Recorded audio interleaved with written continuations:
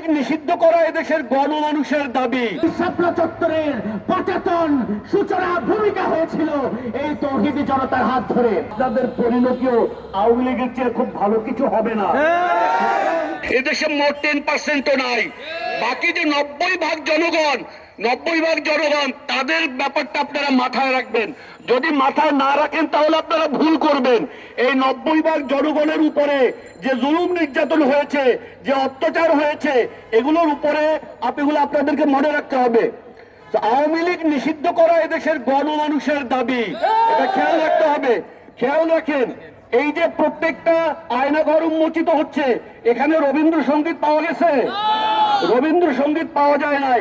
কোন শাহবাগী আয়নাঘরে ছিল না, এদেশে আয়নাঘরে ছিল তৌহিদি জনতা, ধর্মপ্রিয় জনতা, ইসলাম প্রিয় জনতা।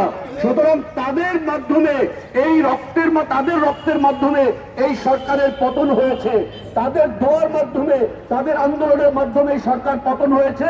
তাদের কনসার্নকে, আওয়ামী লীগকে নিষিদ্ধ করার কনসার্নকে আপনারা যদি মাথায় না নেন তাহলে আপনাদের পরিণতিও আওয়ামী লীগের চেয়ে খুব ভালো কিছু হবে না। আপনারা এখনো সময় আছে, লাইনে ওঠেন, সঠিক পথে থাকেন, আমরা ইনশাল্লাহ আপনাদেরকে সমর্থন দিব। আর যদি বেলাইনে যান তাহলে অপেক্ষা করেন আওয়ামী লীগের পরিণতির। ওমা আলাইনা ইল্লাল বালাগ। তৌহিদি ছাত্র জনতার আয়োজনে আজকে আওয়ামী লীগ নিষিদ্ধের দাবিতে যে সমাবেশ এবং বিক্ষোভ সমাবেশকে সামনে রেখে আমরা একত্রিত হয়েছি, আজকে আমরা দ্ব্যর্থহীন ভাষায় এই ঘোষণা করতে পারি, আওয়ামী লীগ নিষিদ্ধের দাবি বাংলাদেশে এখন আর নির্দিষ্ট কোন গোষ্ঠীর দাবি নয়, কোন রাজনৈতিক দলের দাবি নয়। দল মত নির্বিশেষে জাতীয় ঐক্যের জায়গায় যে দাবিটি পৌঁছেছে সেই দাবি হচ্ছে আওয়ামী লীগ নিষিদ্ধের দাবি।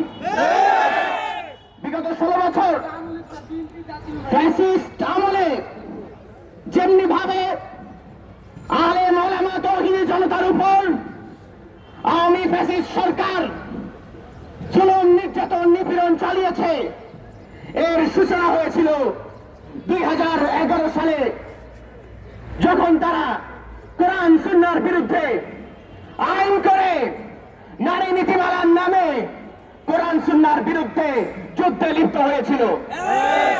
আমরা সুস্পষ্টভাবে বলছি, ইতিহাস আমরা ভুলে যাইনি। এই বাইতুল মুকাররমের চত্বর থেকে, এই উত্তর গেট থেকে মুফতি ফজলুল হক আমিনী ঘোষণা করেছিলেন, কোরআন সুন্নাহর বিরুদ্ধে যে শব্দ করবে, যে আওয়াজ তুলবে, বাংলার মাটিতে তাদের রাজনীতি করার অধিকার দেওয়া হবে না। এরপরে আমরা শাপলা চত্বর দেখেছি।